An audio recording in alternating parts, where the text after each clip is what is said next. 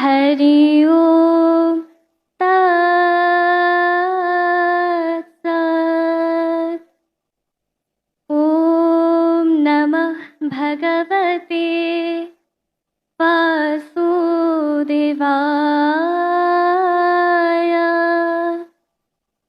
श्रीमद्भगवद्गीता संख्यायुग श्रीभगवानुवाच।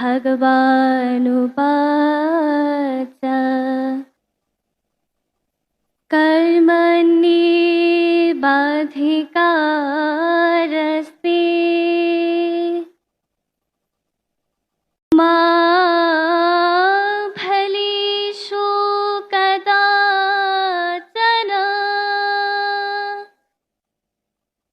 मा कर्मा फलहेतुर्भुर्मा ते संगोऽहस्तकर्मणि। অনুবাদ: হে অর্জুন, কর্মে তোমার অধিকার আছে, কর্মফলে কখনো তোমার অধিকার নেই। কর্মফল তো ঈশ্বরের হাতে, তাই কখনো নিজেকে কর্মফলের হেতু মনে করো না।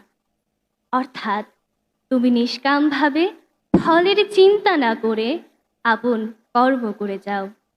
ওম শান্তি শান্তি শান্তি।